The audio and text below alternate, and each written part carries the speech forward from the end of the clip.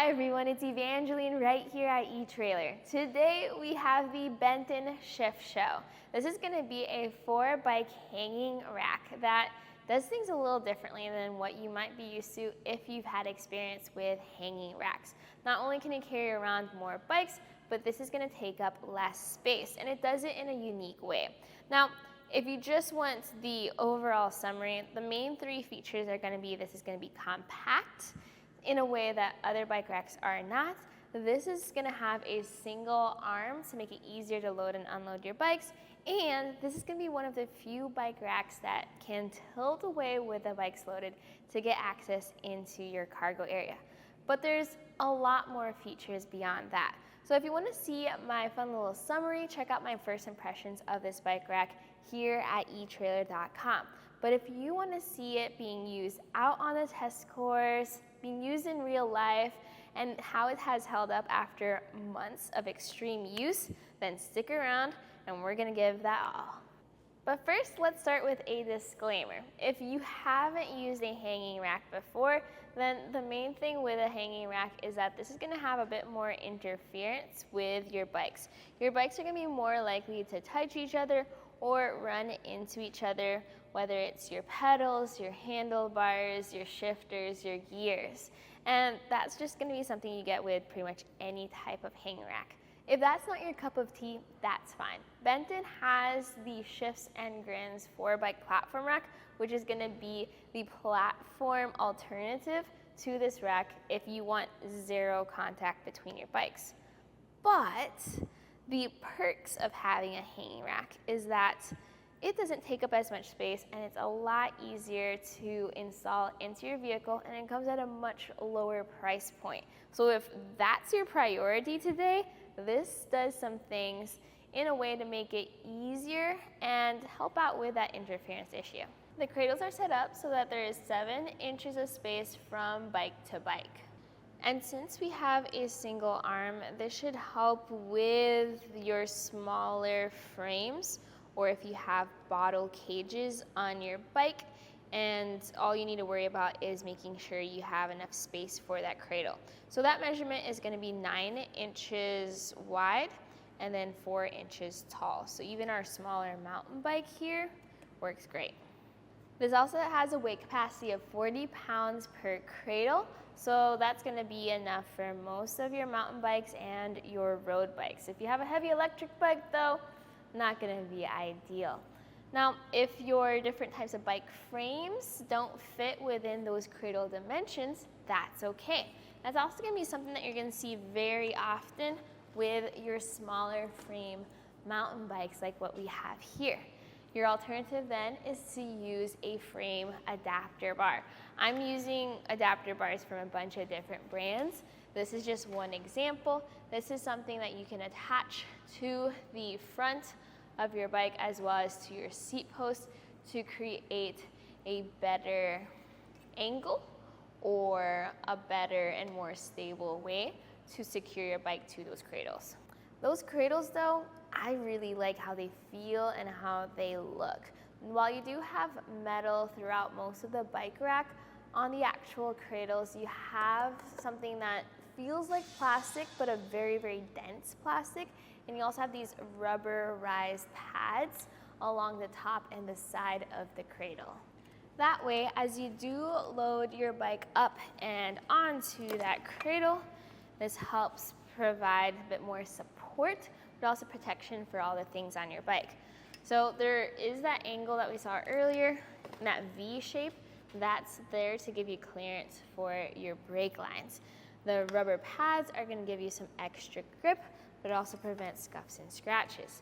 And even though this is a single arm rack, what's going to happen is that since it is designed with 3 straps, you're still able to pull the bike in towards the cradle on the side to help prevent sway, while also pushing down on the bike frame to make sure it is actually secured to the rack. These straps all click into place. You can hear them right now. But then they also have the rubber pads up top giving compression. So as someone who's used a good amount of hanging racks, I do like how they make those cradles super durable. And if you load your bikes the way that I was loading mine onto this rack, then make sure that all those straps are tightened down. Then you're gonna have a good and secure fit as you drive around. Now, there's two things that I usually look for in a hanging bike rack that I do not see with this one. That's gonna be a cam buckle strap as well as a cable lock. However, that's not gonna be a deal breaker, and there are options for you. The cam buckle strap, if you are carrying around 4 bikes, you probably won't need it. It's usually more helpful when you have 1 or 2, because then you're gonna have a little bit more pivot and sway of those bikes. So you can find one here at eTrailer if you do need one. The second one, same thing. It's gonna be a cable lock. When you are parked, as it is right now, the Benton ShiftShow does not have any locking features, but that's something that you can very easily add, whether it's your own cable lock that you use at home, or if you wanna purchase one in addition to this, that's an option too, here at eTrailer.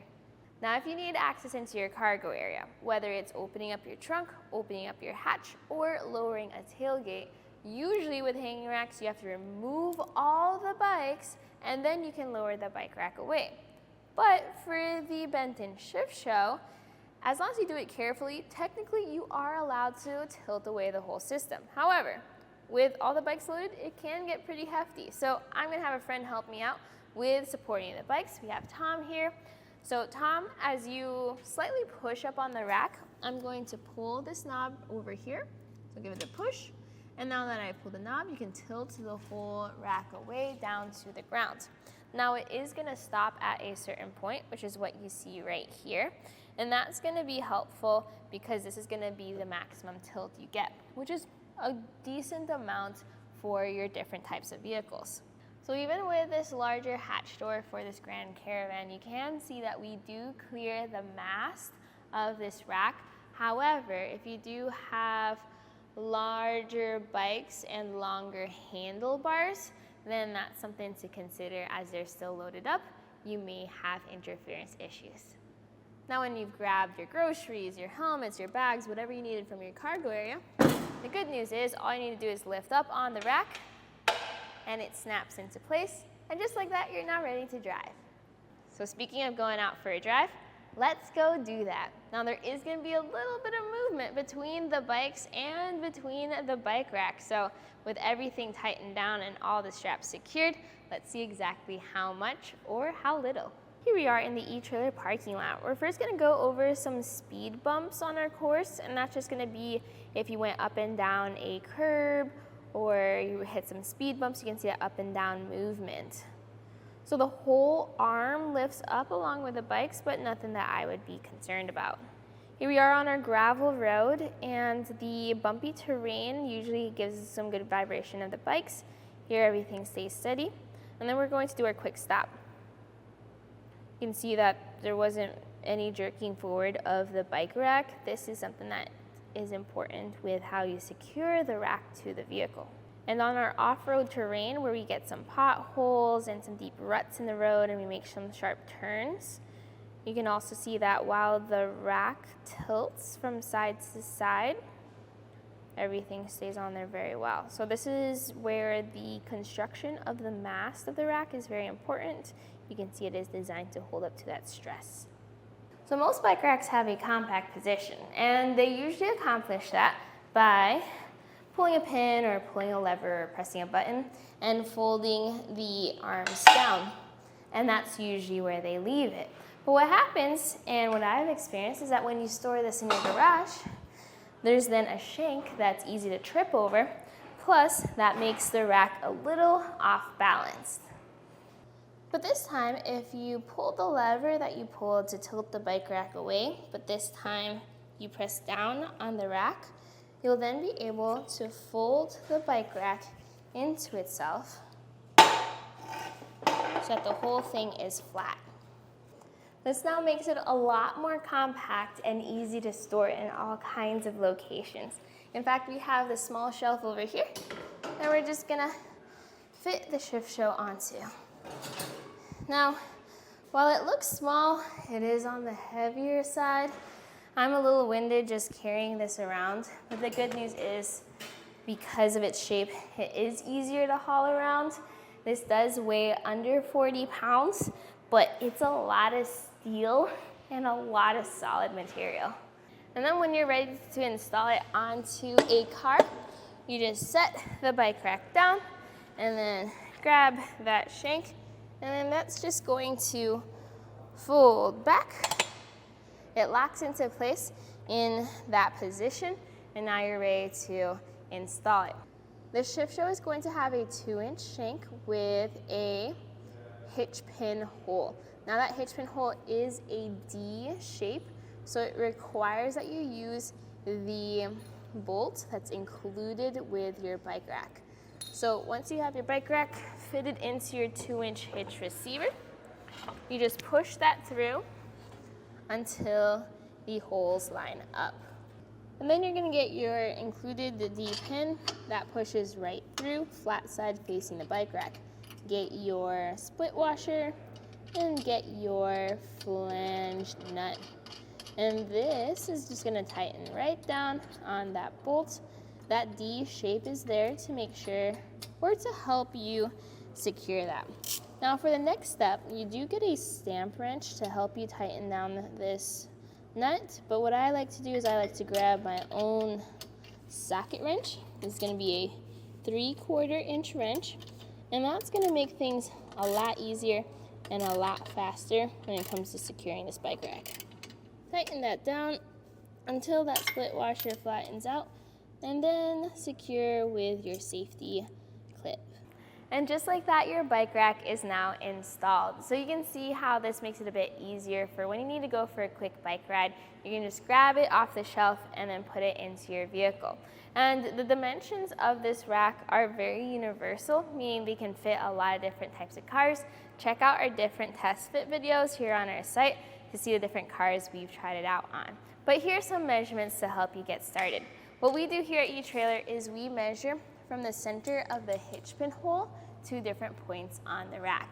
And that will help you figure out if you have clearance around your bumper, if you have a spare tire, or if you have a recessed hitch, things like that.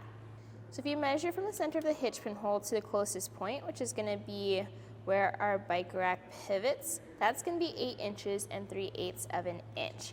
Now the furthest point when the arms are folded down is gonna be up to 18 inches. So that measurement there will help you figure out if you have space on your vehicle, as well as how much space this will take up behind the car. Going up the bike rack, you'll see this other lever. If you pull that lever, you'll be able to lift up on the arm until it snaps into place in position. This is now going to add 40 inches of length from that hitch pin hole to the end of the rack. So for people that like that compact look, especially when they're not ready to go out for a ride, seeing your bike rack look like this is great. You're gonna have much better visibility of your rear window, through your rear view camera, of your license plate, and of your taillights compared to a platform rack. You will notice a little bit of up and down movement, and that is gonna be pretty normal with all bolts that go through the side. But for your side to side movement, super solid. Honestly, as I'm shaking the bike rack, I'm also just shaking the car. And every other part of this rack is super solid, super durable. So as a hanging rack, I have been pretty impressed with the Benton ShiftShow. We've had this rack down here for a couple months now. A lot of people have been borrowing it and using it for their own adventures, and they've had a lot of good things to say about it, mainly in the area of how compact it is. Being able to fold it up and store it in their garage has been something that we would hear a lot as a compliment for this rack. There is some wear and tear of the rack, but really just more aesthetic things. Like you may see some scratches from bike cables or parts of the frame. You'll see that some of the rubber, when it makes contact with the bike, that scrapes as well. But in terms of functionality, that's the most important thing. All the straps still have stayed very tight and very secure, no wiggle room there. And all the levers have stayed pretty tight as well. Something that I wanted to keep an eye out for when people drive around with it is if dirt and dust and mud get stuck up in the system. But because this utilizes a very large lever, as well as because of how it pivots, all of that is still very smooth and very secure. Hopefully this video helped you out with just seeing how this bike rack works. I know it's had a little bit of wear and tear, but that's because we really wanted to try it out and see how it lasted before reviewing it and recommending it for other people. So if I had a friend that had garage bikes, had some kids' bikes, they weren't too concerned about how they're getting things loaded. Their main focus was just getting to the trail or getting to some place that they could ride, and they didn't have as much space in their apartment, their garage. This is the one that I would recommend. It's so easy to store, and it's so compact, and it's at an entry level and affordable price. Even with recommending add-ons like a cable lock or even a locking hitch pin, you're still not even getting close to some of the most affordable platform racks. So if your focus is being able to carry around up to 4 bikes and not take up too much space as you do so, that's where the Benton ShiftShow comes in handy. Now, if you do have, let's say, bikes that you've invested a little bit more time and money into, and you want something that has a little bit more weight capacity, especially for those electric bikes, well, Benton also has the Shifts and Grins platform rack that is a great alternative since they can carry up to 4 bikes with that rack. However, that rack is going to be a lot larger, a lot heavier, and slightly more pricey compared to the ShiftShow. So I can totally see people getting 2 types of racks for their 2 very different situations. And if you have any other questions, check out our product page where we have all the dimensions, all the measurements, pictures, and even more videos on different vehicles, and you can see if we've fit it on yours. But today, this was a look at the Benton ShiftShow 4-bike hanging rack at etrailer.com.